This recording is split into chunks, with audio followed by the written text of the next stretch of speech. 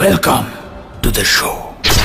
অবশেষে বহুল প্রতীক্ষার পর প্রেক্ষাগৃহে মুক্তি পেয়েছে রায়হান রাফি পরিচালিত মেগাস্টার শাকিব খানের সিনেমা তাণ্ডব। আর রিলিজের পরপরই সিনেমা হল থেকে শুরু করে সোশ্যাল মিডিয়ায় সবকিছু লন্ডভন্ড করে দিয়ে যাচ্ছে তাণ্ডব। আর ইতিহাসের সেরা সিনেমা, সেরা ভাইলেন্স হয়েছে এই সিনেমায়। তাণ্ডব 2 জাওয়ান এর ধারের কাছে।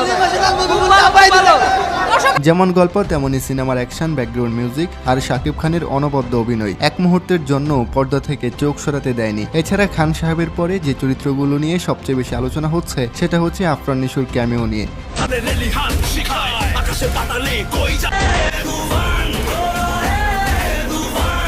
জি হ্যাঁ গাইস, এতদিন যেটা শুধু গুঞ্জন হিসেবে শুনে আসছি, সিনেমা হলে গিয়ে সেটা কিছুটা চমক দিয়েছে। মানে হচ্ছে তাণ্ডবে আফরান নিশোর ক্যামিও দেখা গিয়েছে। তবে এটা যেন তেন কোনো চরিত্র নেই। নিশোর প্রথম ছবি সুরঙ্গের মাসুদ হয়ে ভিলেন রূপে শেষের কয়েক মিনিট পর্দায় তাণ্ডব দেখিয়েছেন এই জাত অভিনেতা।